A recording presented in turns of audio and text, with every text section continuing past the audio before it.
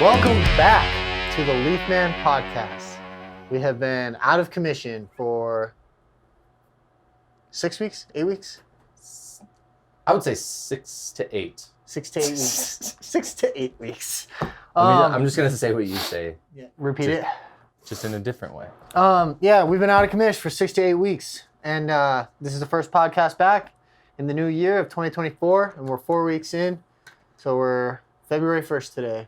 February 1st. February 1st. Take a little January break. Yeah. It was not by choice. It was forced.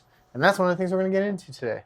I feel like that's a lot of what we're going to get into today. Yeah. So I wrote down like the things that I want to talk about. Like we have that list going of stuff that we want to talk about. But this, yeah, but I know that you had some specific stuff for this. Yeah. This one coming back just because we got to explain our absence. Yeah. So why was the pod off for a month? The simple answer is the pod cost money, and I did not have money. Yeah. That's the truth.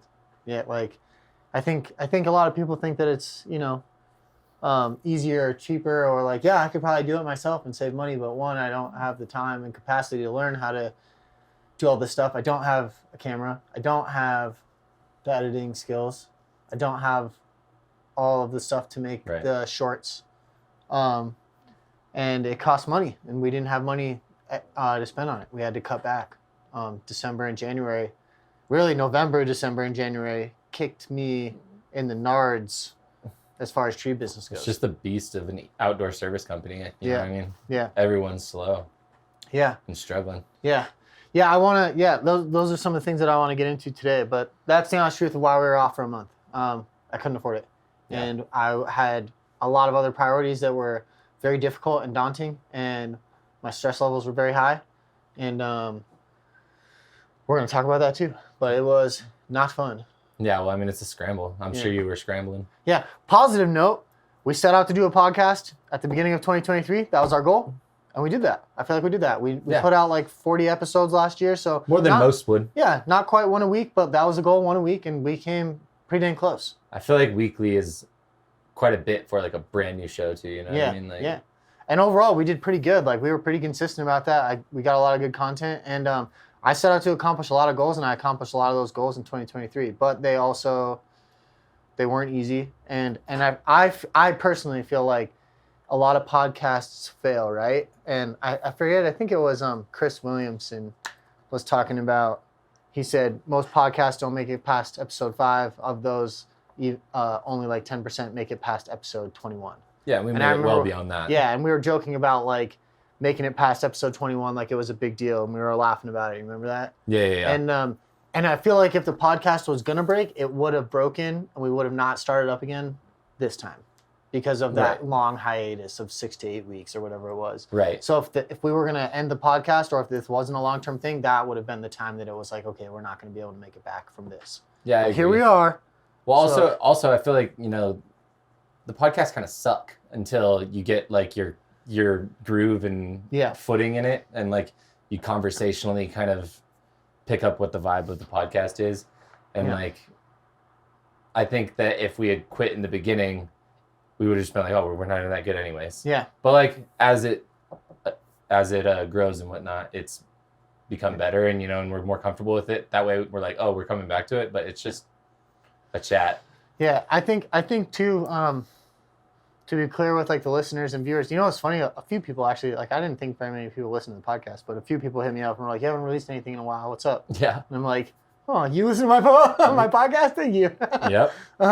But I going into the future, like what I want to talk about, we're going to talk about a lot of things in the podcast, but one thing that I'd like to touch on periodically is I'm building this company from 0 to, let's just say 10 million. Or that's the size, or, it's hard to put a label on the size of a business without monetary, like 100 employees, I don't know. 10 million is where I'm saying. And I want to take people on the journey of how we got there, so we can look back in 10 years and be like, yeah, that's episode 1, and we were still broke. Here's episode 10, we're a $10 million company. Yeah. And if you want to know how we did it, it's all on the show. Right. Or that being said, want to experience it along with us. Start at episode 1. If you want to start being, you can see our successes and failures, which leads us into our second thing. Failures of 2023. I'd love for you to talk about some of your failures, and I will talk about some of mine personally and professionally. What do you think your biggest failure of 2023 was? I don't know. I just had so many setbacks with my fitness. Yeah. I had two hernia surgeries back to back. Yeah. And then another back injury at the end of 2023. Yep. And then it's just like, I just felt like I was out of the gym forever. Yeah. And I put on all this weight, and I used January to get some of it off. Yeah. This January. But I was super like disappointed in just how little kind of I was able to do in as far as my fitness goes. And then, not to say that I was completely hindered by that. It was mostly that. But then when you get into that mindset, I mean, I'll be 100% honest. If I have a hernia surgery and I don't work out for 2 months, it's hard to get back in the It's groove. kind of hard to be like, to get back up at hit that 5:30 a.m. every single morning and get right back into it. Yeah. Not to mention, I'm terrified of hurting myself again and prolonging the journey back to the gym. It's just it was just a nightmare. Well, but then I was going to ask, I know the answer to this question, but you should explain it to everyone else. You have the failure. Those are the things that let you down. And then what did you do to rectify the situation? Because I know what you did starting in January. Yeah. Make it clear to everybody else. Like, walk them through like how you're trying to get back on track. Yeah. So I just figured I needed to do like a discipline crash course kind of because I was off discipline. I've been a disciplined individual before. Yeah. Plenty of times. Yeah. And this time I just knew I needed that crash experience in discipline, and I did the Def Reset, my version of the Def Reset that Jocko put out for the January program. And I did it, and I stuck to it almost to the T. Yep. I logged every day. I logged everything I ate for a month. I ate one piece of candy, but whatever. And I still, even though I had my back injury that I was dealing with, I still made sure I at least did 40 minutes of some combination of stretching, Epsom salt soaking in baths, doing physical therapy exercises. Yeah. And I've just now been able to get back into the gym, and my back is still killing me, but I'm still able to get back into the gym. So that was like a crash course. I just feel like you need, and now I feel the need to do it because it's when you're undisciplined for a certain amount of time, everyone goes into those funks. I jumped right back into it. The first week, I hated. Yeah. Especially doing my one drinking day a week. Yeah. Because I usually drink Friday, Saturday, Sunday. Yeah. So that was a little tougher too for the first week. But as you do it, and it's repetitive, I'm sure you know the answer to it. I don't know the answer to like however many times you have to do something, it becomes a habit. It's like 20-something, 24. Yeah, something like that. I don't know. But around like day 13, 14, 15, probably 15, 16 more so, it just became much easier. Yeah. Much easier. Oh, sorry. Yeah. But it just became like I settled into it, and I was like, oh yeah, now I remember how good it feels to be back to be back on your rhythm. Yeah. Not just kind of letting yourself down day after day. It was kind of just sometimes those logging your day, log your food, log this or whatever. Sometimes you just get a simple dopamine hit at the end of every day by simply finishing them. Yeah. And that's all you need really to kind of pull yourself out of that funk. Yeah. Once you get, it's like super important. Once you get the momentum going, it's easy, at least for me, it's easy to stay in that grind, in that routine, but it's getting the momentum up off the ground and into the routine. That's the most difficult part. A lot of people struggle with that. I think every human on earth struggles with that. But once it becomes a standard, it's like, oh, this is normal, whatever. Exactly. But getting it going is very difficult. Right, and getting back into it, and going into a new year, I'm excited. I've got lots of things on the horizon. I got a kid on the way. I'm excited. My little brother's baby was born last night. Nice. Congratulations. Yep. So I'm an uncle of 2 now, and got a couple other things that I've got brewing. Nice. Might have some form of LLC this year. Nice. So we'll see how it goes. But what's up, man? But it just feels good. It felt good to start January with that just discipline reset. Yeah. Pretty much is what it felt like. It's not like I'm an undisciplined person, but they say you gain weight with your wife and they're pregnant or whatever, Mm-hmm. which I allowed myself a little bit of grace with that. Mm-hmm. But you can also stay disciplined. So find balance. Yeah, find a balance, but I think I'm finding that balance, and I was glad that I gave myself that little reset of just do it. Yeah, there's a lot of people who say like you'll never have balance or you can't find a balance, and of course like there are times when you will and times when you won't, and when your wife is pregnant, for those of you who have not had a wife or don't care about your pregnant wife, you know, maybe that's not true for you, but for me, yeah, I have a pregnant wife and she's a priority in my life. So and I will miss the gym if I need to help with this or that. There are some sacrifices. You know what I mean? Oh, you're sick and throwing up over the toilet. Sorry, you gotta go. I gotta go to the gym, babe. You know, or maybe you wait until she's asleep and then go for a run or whatever. I don't know, but like I disagree with certain things around that. Right, exactly.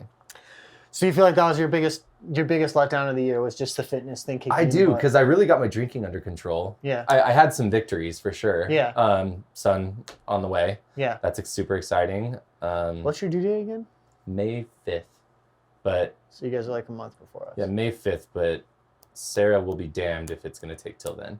Oh, yeah? And she wants it out. She's hurting, huh? She's like, my brother's girlfriend or fiance was like, oh, I'm due this date, but I really want it to happen in February as opposed to earlier. And Sarah was like, what? Yeah. You want to hold on to it longer so that it's born in February? That's wild. Sarah, I mean, there are those people, though. There are girls that love, and women that love being pregnant. Erica likes it. Yeah. Sarah likes being pregnant. She would love to be pregnant in her second trimester for 2 months and then deliver the baby. Yeah.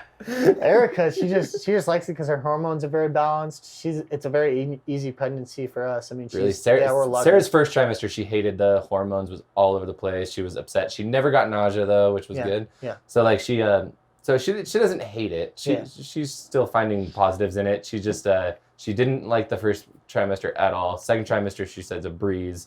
And then they said it's going into the third. That's like your least favorite. Yeah. We'll see how that goes. I don't think that's. I turned mine off. Yeah, I'm good. Sorry, folks. You're good. All right, so let's see here. What about yours? What were your biggest? Are you going into your biggest failures now? Is that yeah. Now that we've talked about my failures. Failures of 2023. Where to start? I have. Now that we know that I'm fat. Hundreds of them. You're not the biggest you've ever been right now, though. Yeah. You are? You think so? Not now. I don't think you are. Before right January, I was. Okay, gotcha. I was 215. Okay. In you're 6'2"? I'm 6 foot. I'm 6 foot. You're 6'5"? 6 even. I'm 6 even. I feel like you're always taller than that. No, I'm 6 even. I'm 6 even, but and my highest weight that I ever had been before I weighed myself at like mid-December. I was 215, and that's the most I've ever been.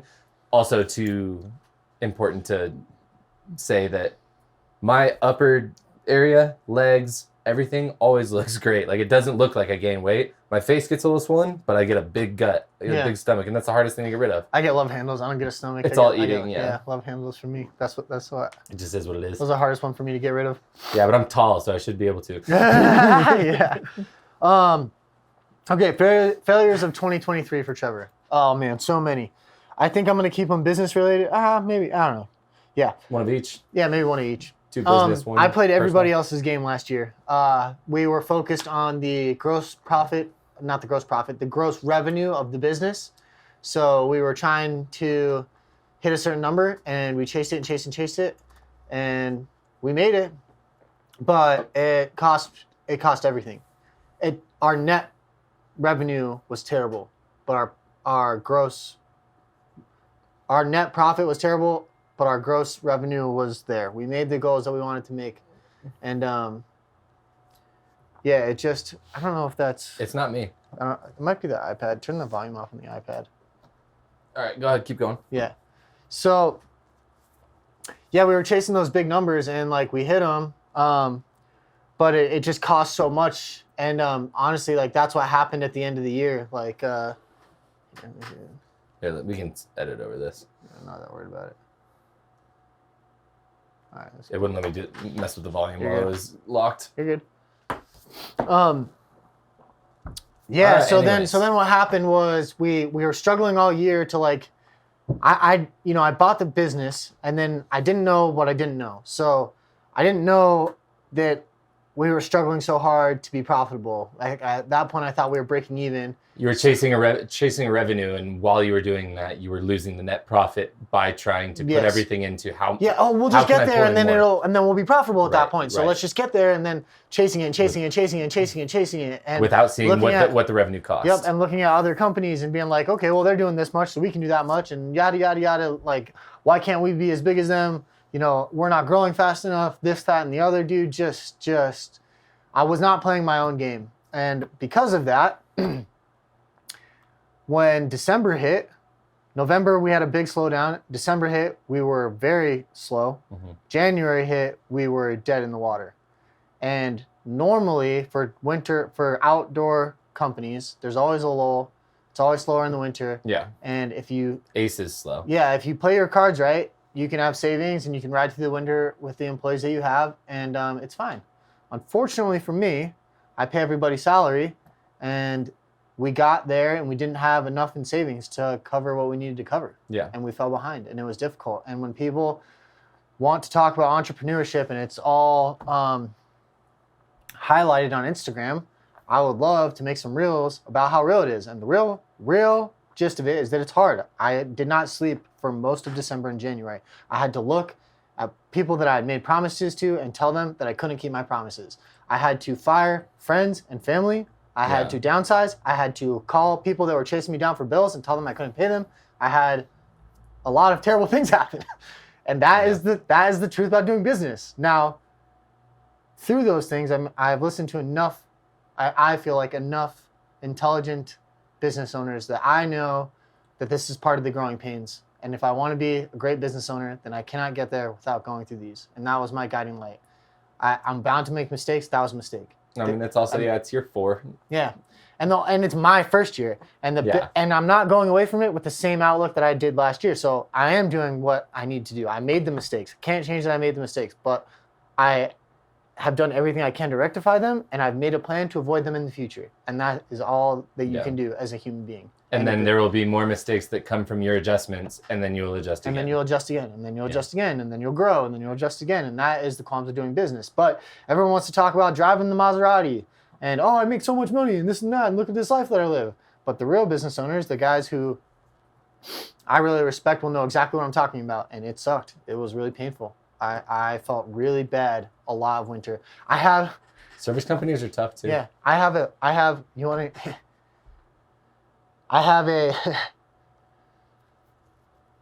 we can share this one. This one should be a reel. I have a $50 bill. It makes me emotional. I have a $50 bill sitting on the front of my wallet. Yeah. And I have that $50 bill, and it's sitting there because there was a point in this winter. We are $1 million company. Yeah. That was the goal this year, was $1 million, just so everybody knows. And we hit that mark with no profit. So much so that at one point in this winter, I was low on gas, and Erica said, here's $50 so that you can get gas if you need. And I didn't need the $50, but she was that worried about me. Right. And I never, ever in my life want to make her feel that way again. So I put that $50 bill in the front of my wallet, and it will stay there for the rest of my life. So every time I pull out my wallet, I remember those feelings, and I will never deal with that again. Yeah, no, I get that. And you know what? If you do, you'll make it past. Yeah, you will. You're a team. You help each other out. Oh, absolutely. It's not your job to always baby her and make sure she doesn't have to worry about you. And she's a great teammate. Like, that's how much she has my back. She's gonna worry about you. I know, and she has my back. I just felt like, dude, I made so much money this year, and we have nothing to show for it because I didn't play my cards right. That's the honest truth. I did not play my cards right, and I did not plan as well as I should have planned. Whatever. Like, it's nobody's fault but my own. I made the mistakes that got us here. Yeah. And I just want to remind myself not to make those mistakes again. And so we reconfigured. Like, I got rid of guys. We changed out equipment. We have the right guys in place. And we know what I didn't have last year that I have this year is I didn't have boundaries. So I was just growing. Hire on this guy. Here's how much we're going to make. Now we have boundaries. We're not hiring past this many guys until we have this much work in front of us. We're not hiring this much until we have this much. Like, there are perimeters so that I know what I can do and like what stays within the budget according to how much money we make. Yeah. And that's what I'm trying to do. I'm trying to grow intelligently because there's $10 million companies who make and spend $10 million in a year. And I do not want to be one of those companies. Yeah, I think that a big part of it too is going to be when you realize, well, you realize this, I'm sure, but we talk a lot about paying our guys' salary. Mm-hmm. Your guys now, so you pay them salary, but that's because these are the people that are going to carry into leadership and management positions. Yeah. It's going to be the separation of that going forward that I think you're going to need to figure out. Yeah, which we did. I don't think you're going to put everyone on salary. I think you're going to have a whole section of employees that are hourly, and I think that you're just going to have to tell them that's the way it is. Yeah. Because, I mean, look at Ace. I mean, they've got their star-studded players that are on salary or on commission or whatever. But, you know, sometimes with the lower level guys that you can't fully count on, or not that you can't count on them, but like, how would I say it? Just the more entry level, they're not medium level, they're not to that point of loyalty where they can. Well, there's go through the winter with you. There's a fine balance, right? So to owning up to our mistakes, if you look back in my reels or in my podcast, we talk about paying our guys' salary. For sure. That was a mistake. I'm owning it on the podcast. That was a mistake. Now, with the exception of the guys that are here now, that are going to be the leaders.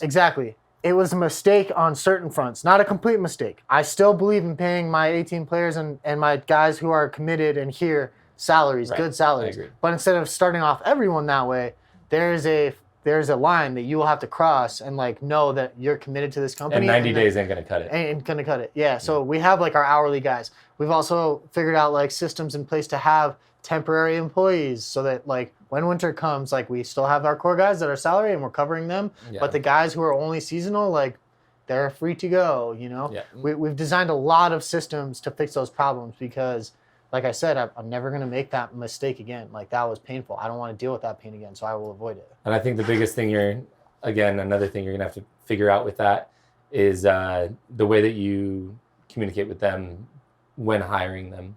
Yes. Because I think that if they have the expectation that they're a temporary worker, they know that maybe they can work into something else. Yeah. But at worst comes to worst, they knew exactly what was going to happen when winter came. Exactly, 100%. I think that's going to be a big deal.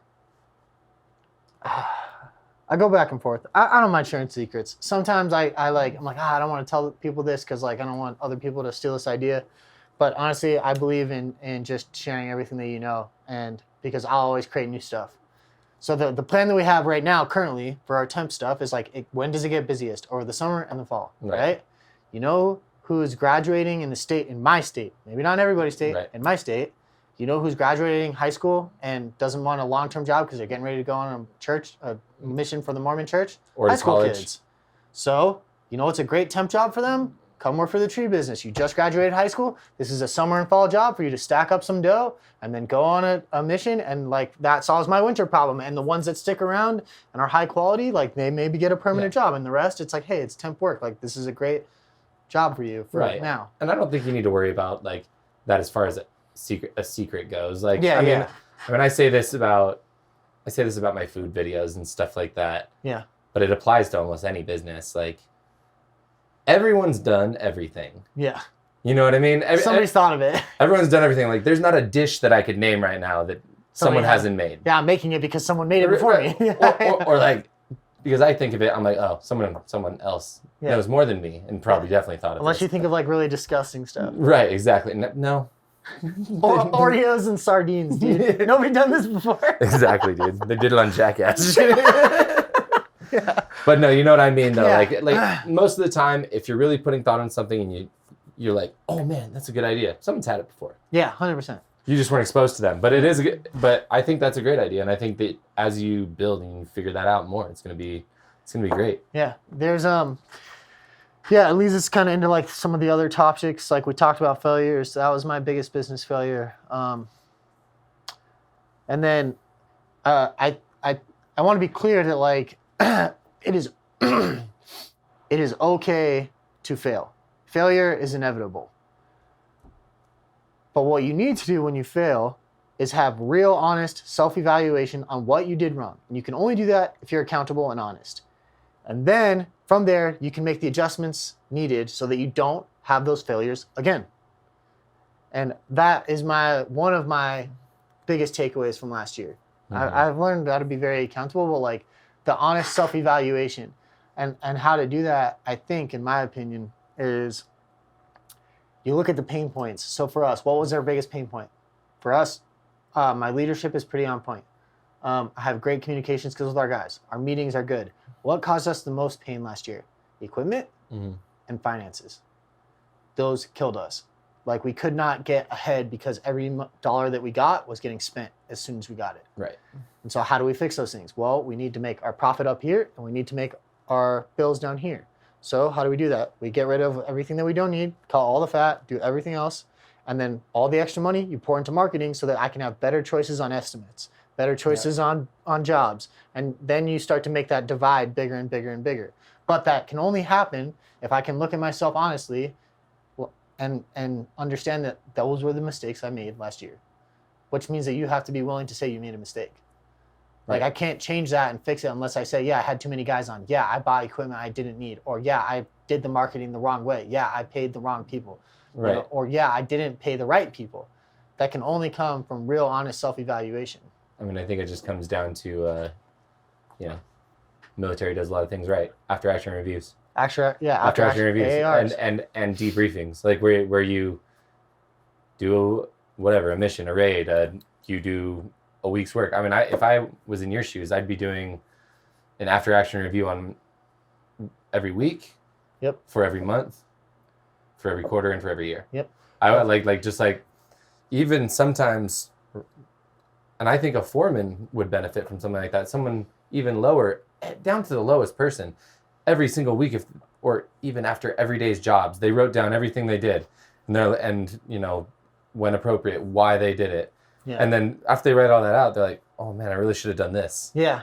Anyone benefits from an after-action review. You're not always going to be like, "Man, I crushed that." Yeah. Most what of the time, was the you're biggest not problem going to. this week?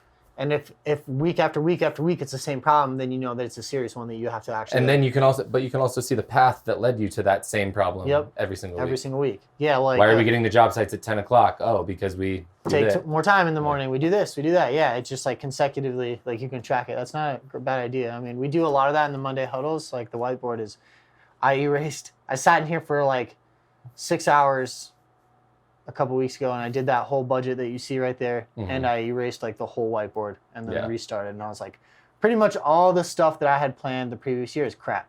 Right. Garbage, not happening. Already accomplished. Or already accomplished. Yeah. All the ones that were accomplished, great. All the other ones, scrap them. They were garbage. Yeah. And that's the continued path of goals and growth. Like if you have the one big goal, right? Here's how I do goal setting. I have one big goal. Then I break it down into the smaller goals that I need to do to achieve that big goal. And then I break those smaller goals down into timelines. What can I do this week that will push this goal forward? What can I do this week that will push this goal forward? Or this one? And then eventually you just keep checking them off until you get to the big goal. But more often than not, what people don't understand is that while chasing the big goal, the lower goals change because things happen that you weren't expecting. Yeah. This truck broke down. Oh, this business is no longer viable. Oh, this employee isn't here, so I need to put somebody else in his spot. So it's like, it's ever changing getting there, but you just have to keep rewriting it over and over and over again. And then you get to the big goal. The big goal doesn't change, but all the little ones change periodically. Right. I mean, there's a million emerging opportunities that we've had that were scrapped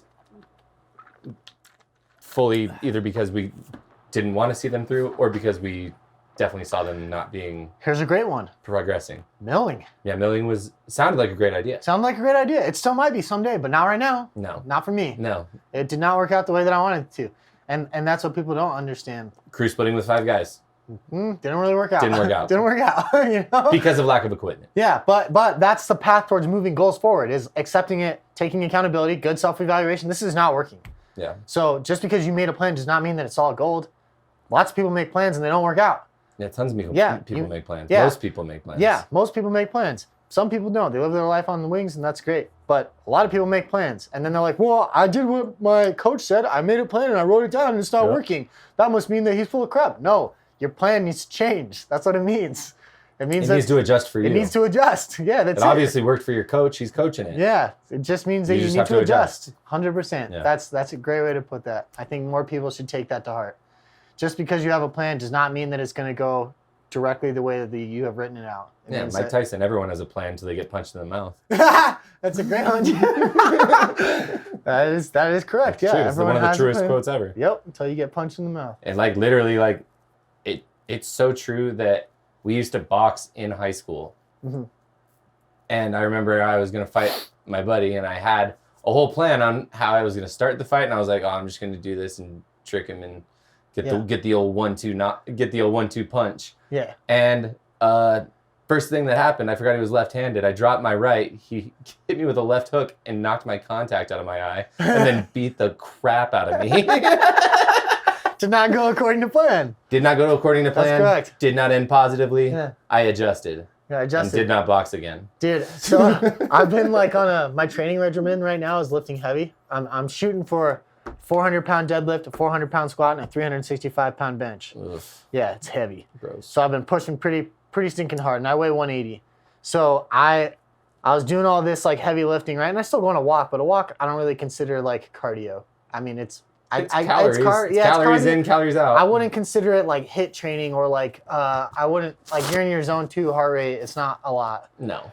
But I've been doing all this heavy lifting, which is like short bursts, and then I actually went to a jiu-jitsu class with Dallas McGee. Yeah, dude. And I literally when we were done, I was like, I think I'm gonna throw up. Yeah. I was like, I've been doing way different workouts. This is not good for me. I did a kickboxing class. Dude, I thought I was gonna die. Yeah, I thought I was gonna. I straight up like I had a headache because we did training for the first 30 minutes and like lessons, and then there was 5 bouts of 5 minutes of rolling. Yeah. And that's a nightmare. And like the first guy I had was this pretty large guy, and he had experience and I did not. And we were rolling, and I was gassed out from that, and then it just kept going. I'm pretty competitive, so I pushed way too hard because I didn't want to lose. I still lost. Dude, I got tapped out in like 4 seconds by some dude that looked like Master Splinter. Yeah, dude, the jiu-jitsu, man, they know what they're doing. They pin you, and but it was good. But afterwards, I had a straight up headache, and I thought I was gonna throw up for like 30 minutes, and then it's rough. After driving home with my windows down, I was chilling. But I was like, dude, 2 completely different types of workouts. Oh yeah, they're crazy. So good. Like I still got a lot of respect for heavy lifters, and I still got a lot of respect for like. And I miss HIIT workouts too. Yeah. I just, it's life. You do what you can do. Like. Yeah. I could get up at 4 a.m. and figure it out and do it, but that's just not the way my life works right now. Yeah. I get up very early at 5:30. Yeah. And I can go to the gym, I can work out and do like a light little run and then a weight training workout. Yeah. But even if I want to, which I kind of do sometimes, I want to do a HIIT workout where I do burpees and kettlebell swings and all this stuff like that and just really get sweating, or just do a nice hard run. Yeah. I want to. I just don't have the time to wake up 3 hours before I have to be at work. Yeah. 3.5 to get to the gym, run hard, work hard like that, and get your body so sweaty, and then I have to I don't have time to go shower. Yeah. You know what I mean? There's not even time to shower at the gym at that point. No. Because I don't start at 9. I start at I got to be at work at 7:50. Yeah. It's just working your. I think a lot of people too. I hear a lot of people say this, like, "Oh, you're not gonna have time to work out when you have kids," or "Oh, life gets you." You could figure it out. And here's the thing: all life is, in my opinion, not business. Life, your whole life is just a series of you figuring out routines that work within the bounds of your time constraints to find happiness. Yeah, that's all it is. Like, it's easy. Yeah, cool. I have time right now to go to the gym in the morning for an hour, and then I go on a run for like 45 minutes. So it's like an hour and 45 that I spend training every day. Yeah. When I have kids, that might not be possible. So what will I do? I'll probably change it so that I come home, eat breakfast, take my kid with me, and go on a walk. That might take me an extra 15 minutes. Or maybe I don't have time to do that at all, and the baby likes to sleep in the morning. I'll take him on a walk in the afternoon. Right. Like all it is figuring out routines of like your priorities that will work within time constraints. Here's how much time I have. How do I fit all this stuff into that block? And you can most of the time do it if you are willing to put in the work. And I feel like that's where the disconnect is between the community that's creating content and creating leadership, or not leadership, but like coaching programs. Yeah. Like Jocko and these guys and stuff like that. Yeah. They're awesome and they're much smarter and better about it than I am. But what I think loses people is, I think, pushing the expectation that you do it exactly like I do. Yeah. Because there's a lapse between those people and the people that they mean to coach. Yep. Who are like, okay, cool, glad that works for you. That doesn't work for me. I don't like the no other option thing. Yeah. Like adjust where needed. 100%. And I don't think that's preached a lot in that space. It's not. I know Jocko does get into that a little bit because the Def Reset program was like kind of, you could tailor it. Yeah. It was your choices. But there's so many programs out there that are like, yeah, do it this way, this way on these days and eat this. It's like, dude, not everyone can do that. You have to look at things on like a micro and macro level. For instance, I forget who it was, maybe Thomas DeLauer. He said I don't know who that is. He's like a intermittent fasting, like he's a fitness guy. He's cool. I like him a lot. His stuff is very scientific. Intermittent fasting is great. It works, and it's doable. That's one of those things that's doable for it's doable. Most people. Yeah, you just have to not eat. It's not really an excuse for that one. No, but he said people get so focused on their daily intake that they forget that they have a whole week. He's like, start thinking about a week. Like, let's say today you were kind of bad on your diet and you ate an extra 600 calories. Tomorrow, just eat like 600 less. Or 300 less and then 300 less the other day. 300 less and 300 less. And I was like, that's a great way to put it. Like that's doing 600 less might be a little rough. Yeah. But that's how you can put your routines like back into a constraint that works. Like it's more mobile that way. Same thing like what you were talking about with Jocko. Like I'm not going to wake up at 5 a.m. to go work out. That's not who I am. Right. You are going to go work out at 5 a.m. and you'll probably go to bed at 7 p.m. and that's cool for you. Right. My wife does not like to do that, and I like spending time with her. So according to my time constraints, because time with my wife is valuable, I will do a workout later in the day instead of at 5 a.m., but I will also stay up later till 9 p.m. instead of 7 p.m. Also, and Sarah made this point that everyone's like, oh, so it's so extreme that he gets up at 4 a.m. every single morning and then does his hard work. It's like well, 4 o'clock's super extreme. It's like, well, that's his brand. Yeah, that's who he is. That's who he is. That's how he makes his money. He makes his money by being extreme disciplined. Yeah. Like he makes his money being that guy. Not everyone's that guy, and you don't have to be that guy either. Joe Schmo that is just trying to get back in shape probably isn't going to wake up at 4 a.m. Yeah, he's not. And also, like they show all these crazy discipline things, and I'm Jocko's a different kind of animal. But there are probably a lot of guys out there who are like, I wake up at 4 a.m. And then you know what happens? There's 7 o'clock, and they just barely finished dinner. All of their kids are playing. Their family actually has family time, and they're asleep on the couch. Yeah. And it's like, was waking up at 4 a.m. worth it for you? Exactly. You know? Like it's not worth it for me because I want to spend that time with my kids. Like as of right now with the Def Reset, I reset my schedule to like, I wake up at 5:30, sometimes a little later, whatever. Wake up at 5:30. That was my selection. And then I go to bed. I'm in bed for sure by 10, usually earlier. Yeah. Usually like 9:15, we go up to bed. Yeah. And that's doable because kids will be in bed by that time. You know, that's a doable hours for me. But Jocko's 4 a.m. to freaking 11 p.m. is not doable for me. Yeah. He's like, all you need is an 8-minute nap. I've never taken any kind of nap and felt better afterwards. I need like 7 hours. Yeah. 6-7 hours is great for me. Yeah. Everyone's like, just a nice little 15-minute cat nap. No. Every 24 hours. If I nap for 15 minutes, it feels like I get hit by a truck. I don't really watch the red pill guys, but somebody sent me a video of the Tate guys. Yeah. And one of them was like talking about it. He's like, I don't need sleep. I'll go to bed at 12 o'clock and wake up at 11:59. I get negative 1 minute of sleep. It's like, what? So ridiculous. Those guys are crazy. I know. But it's like that. It's like that. It's gotten that ridiculous in some ways. Yeah, some people are like, just do this. Do you want to have a happy family life and be a strong mentor for your children? You have to do a cold plunge every day. Yeah. If you want to be a great father figure, all you need to do is spend all of your time prepping to be a great father figure, but never actually being the father figure. Yeah, it's like, come on, dude. Let's find it. Let's figure that one out a little bit better. Yeah, for sure. I agree. But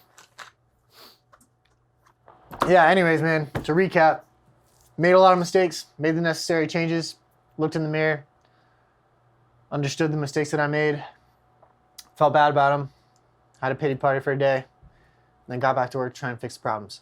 And that is the epitome of doing business. Is what it is. It's not always going to be easy, and it's almost never going to be easy in the beginning. Never. It's not. It's not easy now. Because you don't know what you're doing. If you knew how to run a business and how to build a brand and how to build a business, you would have. You already did it. Yeah. You know what I mean? Yeah. And for me, it was like, I still am chasing money. Like, money is still important. But I just want to be really proud of what I do and have peace of mind. And I didn't have that last year. Like, I did, kind of. But because I was trying to grow faster than I was capable, it caused me a lot of stress because the finances were never right. It was never to such a good point that it was like locked in and there was like money going into the savings and then a budget. It was just like in and out, in and out, in and out, and that might not happen even this year. Yeah, it might not. But hopefully it does. I feel like I've made the necessary changes for that to happen. Or to at least start on that path. Start on that path, yeah. Maybe you have like, you go into next winter with, 10,000 in savings. That doesn't really save your ass. Like in many situations, that doesn't really save you. It does in maintenance, but that doesn't save you in payroll. No, absolutely not. But not. Guess what? That's probably $20,000 more than you had going into this last winter. Yeah. Well, it's like, people are like, look at these big businesses. How could you be a $10 million business and still be broke? Yeah, they're a $10 million business and they have $5 million in payroll. Right, exactly. What do you mean? Plus the rest of their overhead. That's what it costs to run that business. And all it means is that in my opinion, I think I've broken it down to the simplest terms that I can possibly break it down to. I think. Yeah, I think that you not being profitable means that your marketing and leads are not giving you the freedom to build at the pace that you want. And so what happened was last year, for instance, our goal was like $6,000 a day, $6,000 a day. Now we were built to sustain $6,000 a day, but our marketing was not. I could not put our marketing sales, wherever that funnel is, from not knowing who the person is to getting that person's work, somewhere in there was not enough to put $6,000 on the table. And it's all, things happen within even that. Yeah. Like, truck goes down. I'm built to do six grand a day, but I couldn't get $6 grand a day on the schedule. Sometimes you could. But you got $6 grand on the schedule, your main truck goes down for a week and a half. Yeah. You're not making $6 grand. You're not built out for $6 grand a day. So, and that sets you back way more than you thought. It's like when we were kids or when we were younger and you miss, you get sick and you miss 3 shifts at the restaurant you work at. That's half your paycheck, bro. That's half your paycheck, yeah. Yep. Well, it's so what I did was I took the business, right? And I said, okay, last year that was our daily goal. We couldn't quite put that on the table consistently. This year, what if we drop down the daily goal, right? But we fill out more days and we do that more days throughout the year. We'll still make the same in revenue, but we'll be booked out more days in advance. Yeah. So instead of doing 6K here, 4K here, 6, 4, 6, 4, and then 4, 4, 4, 4, 4, let's just do 5 for a longer period of time. Right. And that's a great plan. Yeah, do it with less guys because we know that the marketing with no changes can produce pretty much what it produced last year. So let's take all the extra money and time, funnel into marketing. Now we can pick and choose the jobs we want, and they can be profitable, and we can do less, and we can book out 2-3 weeks in advance, which makes us more picky, which makes us raise prices, which makes us booked out later into the winter. So it's all these little, things and changes is how, in my opinion, you stay the same but grow forward. I think a lot of people are going to slow down through the recession, and I'm not slowing down. I am changing my plan. That's all I'm doing. I'm changing my plan so that I think it will work better. Yeah. I was always on team that. Yeah. I was always on team when I was at Trico. I feel like a lot of people I was always on team keep it small. Yeah, I feel like a lot of people were, but I'm arrogant sometimes, and I believed that I could push further and grow faster, and I didn't. I did, but at what cost? Again, At what cost? We hit the numbers we wanted to hit. When I showed Spencer, he was like, "You guys hit those numbers?" And I was like, "Yeah." He's like, "That's amazing." Right after I left, you were not supposed to hit those by my projections until 2025, and I was like, "Yeah, we crushed it." But at what cost? But it cost you everything. Everything. Exactly. Yeah, it cost us everything. So in the end, you're still not profitable. You're still not profitable. It doesn't matter whether you made 700, $1 million, $5 million, $10 million. if there's no money at the end of the table, then it's a moot point. But I know enough about business now that I'm even proud of people when they turn even a tiny profit when they're a new business. Like they'll come on Shark Tank and they'll be like, yeah, we had $800,000 in sales this year. And the sharks are like, whoa, that's awesome. That's freaking crazy. How much do you profit on that? They're like, $7. I'm still like, awesome. Awesome. Yeah. Awesome. Yeah, sick, dude. That's awesome. That's a free lunch, bro, at a very cheap restaurant. Right, but what I'm saying is the fact that they even turned a profit shows that they're doing something right. Because breaking even is sometimes freaking hard for a new company. Yeah. Breaking even is the goal sometimes. Yeah. 100%. Yeah, it was a brutal year, man. I learned a lot, and I think that we're good now.